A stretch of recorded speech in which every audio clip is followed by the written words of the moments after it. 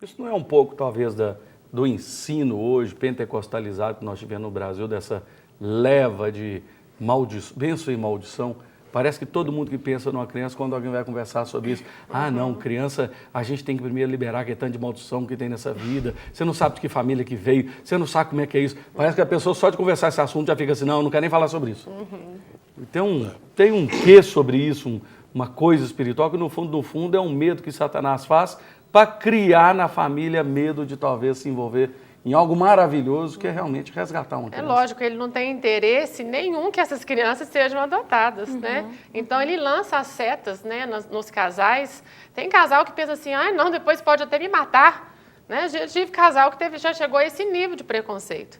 E a gente tem que quebrar isso, né, através da palavra, principalmente. Na verdade, né, Mônica, a gente vê esses preconceitos, mas as pessoas esquecem que quando nós temos filhos adotivos, nós somos autoridade sobre a vida deles. Então, a partir daquele momento, aquela criança é nossa, né? Nós podemos interferir tanto espiritualmente, como emocionalmente, socialmente na vida daquela criança, né? E ela pode não se parecer biologicamente com a gente, na aparência, mas o nosso coração, os ensinamentos que a gente dá, a nossa fé, né, as nossas experiências, a gente vê que aquela criança, ela fica igualzinha a nós. É verdade. Né, por causa do que a gente fez, né, do nosso posicionamento como pais. Nós somos autoridade na vida delas. Isso é muito importante das pessoas terem essa consciência. Né? Houve um encontro de amor, porque eu acho que a adoção, não tenho certeza, que a adoção ela passa por esse encontro. A criança, ela ganha um espaço no coração. Eu lembro de uma criança que passou por um processo de adoção, e aí quando ela estava já com 2 aninhos, ela virou para a mãe dela e perguntou assim, mamãe, eu nasci da barriga? E aí a mãe virou para ela e falou assim, não, você nasceu do coração. Ela foi, andou, isso depois nas entrevistas, né, com os pais. Aí ela voltou e falou assim, mas é bom que o coração é bem pertinho da barriga. Então, é um encontro de amor. É um encontro de amor. Acho que tem um aspecto jurídico que tem muito a ver com... Assim, a Mônica faz um trabalho na igreja e a Alessandra também, mas... que é o direito à convivência na família. Isso, quer dizer, acho que a família é um foco que é sempre colocado na Bíblia como fundamental. Né? É Deus o chama primeiro todos laço, né? a viver em família. Prioridade. E o Estatuto da Criança e Adolescente coloca assim, primordialmente para a criança, o direito a conviver em família e em comunidade. Mas assim, a família... O próprio direito já considera que é fundamental para o desenvolvimento saudável da criança, para a saúde dela emocional, física, né? E em todos os sentidos. Então, acho que isso aproxima muito essa discussão assim, na igreja, Mônica, com a questão jurídica. Quer dizer, eu acho que o próprio Deus fala, olha, todo mundo tem o direito a viver em família. E vem o direito brasileiro e repete isso. É o direito que a criança tem à convivência na família. Deus criou o homem e a mulher e fez uma família. Exatamente. Então, a prevalência do direito da criança é justamente esse, de ser criado dentro do seio de uma família. Quanto mais tempo ela passa abrigada, mais longe ela fica dessa família, desse ideal de família, de constituição de sujeito, de identidade, de gênero, tudo isso vai sendo quebrado. Então, é importante que a criança ela fique dentro de uma família. E é bom a gente observar, né, a verdadeira religião. Amparar, socorrer, né? Vamos parar aqui nos órfãos, né? Amparar, socorrer, amar os órfãos, né? É um papel nosso. A grande mudança de paradigma que nós estamos conversando hoje.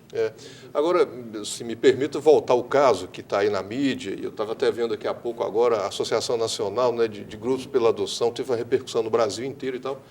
E a fala daquela senhora ali, que é perfeitamente compreensível, quando ela diz o seguinte, olha, quem está na fila para adotar, quer dizer, ela fez um desestímulo à adoção. Eu gostaria de dar uma palavra contrária, assim, como nós costumamos dizer, né, data máxima vênia a posição dela naquele momento, que é o do estimular a adoção. E por uma razão simples. Eu acho que aquele foi um caso isolado. Não é essa linha que o direito ou que as decisões dos tribunais têm seguido, ao contrário.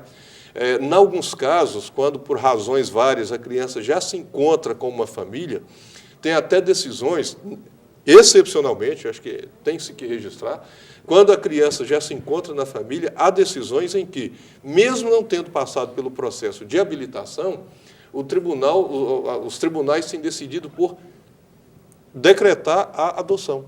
dá uma sentença A favorável à justiça adoção. é pró-adoção. Exatamente. Então, em alguns casos, nem tinha habilitação prévia, ô Fernanda, aquele processo que eu mencionei, mas a criança já estava com aquela família há 4 anos.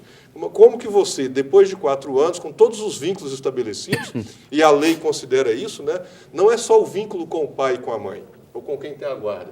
Ela cria vínculo com todo o ambiente, com os irmãos, com os tios. Para ela, o tio dela é o irmão do pai. Os de quem tem cheiros, guarda. os gostos. As escolas, né, os coleguinhas de escola dela são onde aqueles pais ou aquela pessoa que tem a guarda matriculou. Então não é um vínculo afetivo só com aquele casal. É um vínculo com todo o ambiente, com os avós, com os irmãos, etc.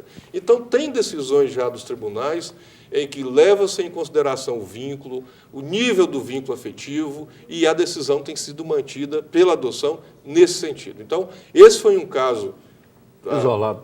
Respeitando a decisão do desembargador, evidentemente ele deve ter feito lá a fundamentação. Não conheço o caso porque é segredo de justiça, mas não é a regra. Bom, infelizmente o nosso programa já está chegando no final. Gostaria de aproveitar essa última fala sua com uma participação. E agora, Mônica, se você quiser deixar aqui uma última palavra também. Eu quero incentivar as famílias, né, a estar adotando, porque isso está no coração de Deus, como nós falamos aqui, ela já entrou na nossa vida, transformou a nossa vida, e hoje Deus conta conosco, né? Essas crianças estão lá no abrigo nos esperando. Então, nós temos que tomar a nossa posição na sociedade, continuar acreditando. Como o Dr. James falou, isso foi um caso, né, isolado, não é uma pontual. coisa, né, assim, normal. Não precisa de ter desespero, de ter essa angústia. E não precisa também de não entrar numa fila de espera. Né? É conseguir superar essa fase, que foi triste para todo mundo, né? Nós sofremos com isso, mas Deus está no controle de todas as coisas. Né? Então, a gente incentiva mesmo para que estejam adotando, resgatando e trazendo diferença para essas famílias, né? Amém. Fernanda. A minha palavra também é de estímulo, adoção. A adoção continua valendo a pena. Eu li um texto esses dias sobre comparando esse problema com o avião que pode cair. Então, todos os dias tem aviões voando pelo Brasil, pelo mundo, e nós continuamos voando, andando de avião, mesmo que de vez em quando um avião caia. Então, não desista. Não desista. O avião cai, mas a maioria deles está voando e a gente está, né, todo mundo aqui, firme e forte, esperando que essas crianças... Casais felizes, crianças felizes. Exatamente. Amém. Alessandra, por favor. Gostaria de estimular mesmo o apadrinhamento. Eu acho que essa experiência ela é muito válida. Uma tarde que você passar com uma criança abrigada vai fazer toda a diferença na sua vida. Você vai achar que está ajudando a criança. Na verdade, você vai estar se ajudando. Na verdade, quando a gente se dispõe para o próximo, a nossa vida ela é abençoada 100 vezes mais. E as crianças estão lá esperando por você. Seja um padrinho afetivo. Amém.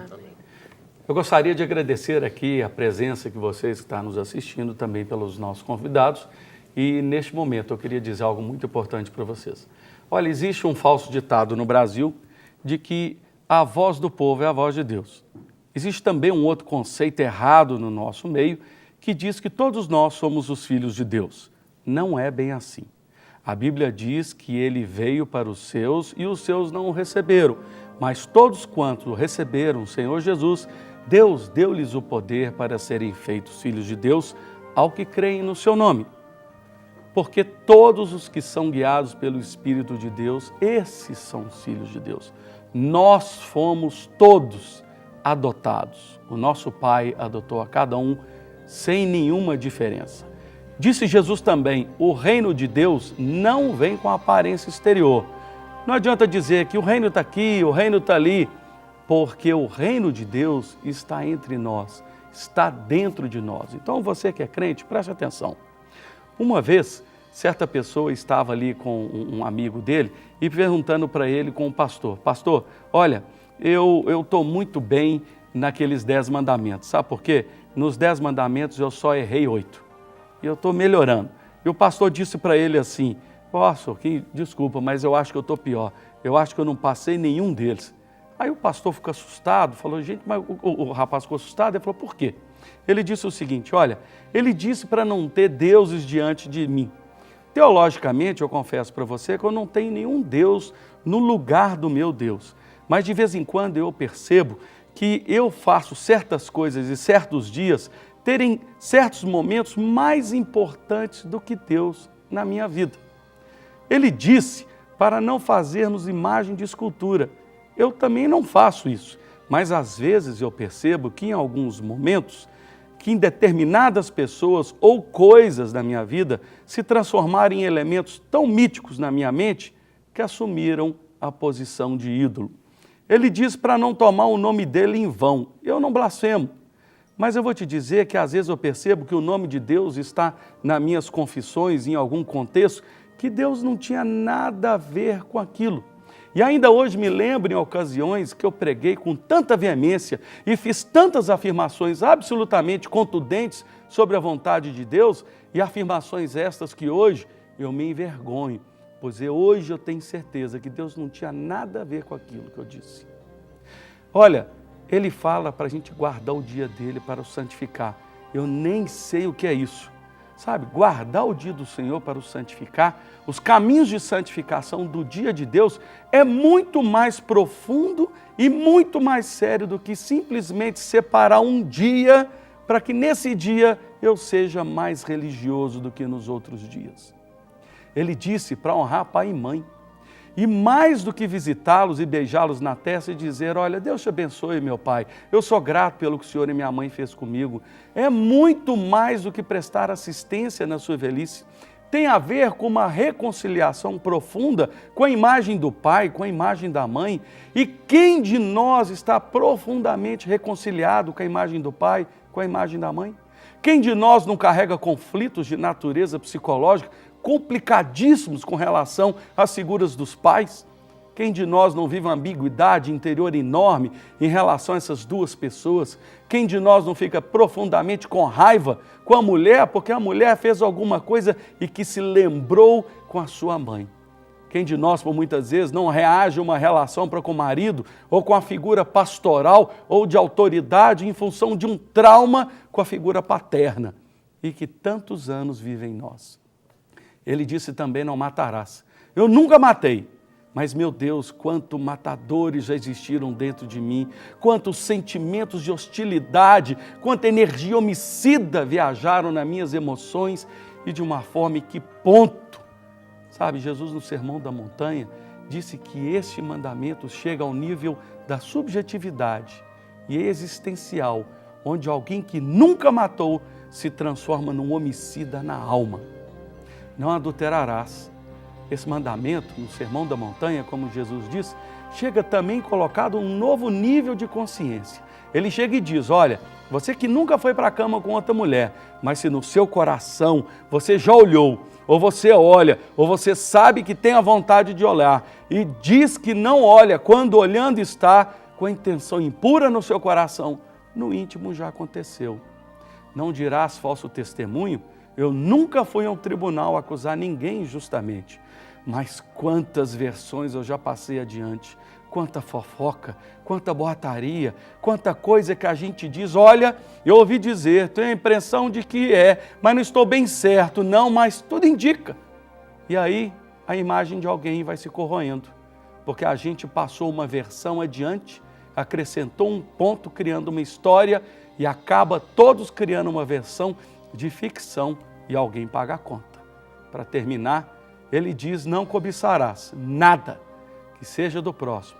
Nem a vaquinha do próximo, nem a mulher dele, nem o boi, nem o carro, nem o apartamento da praia, nem a casa de campo, nem a posição dele, nem a inteligência dele, nem a sabedoria dele, nem o conhecimento dele, nem a roupa de grife dele, nada. E Deus colocou esse mandamento aí para alguém que se achar que ele é muito esperto no nosso meio, terá certeza de que ele caiu nesse. Olha, essa é uma grande realidade. O reino de Deus, ele está dentro de nós. Como é que está a sua vida? Você já foi adotado por Jesus? Então deixe do reino de Deus mudar a sua vida também.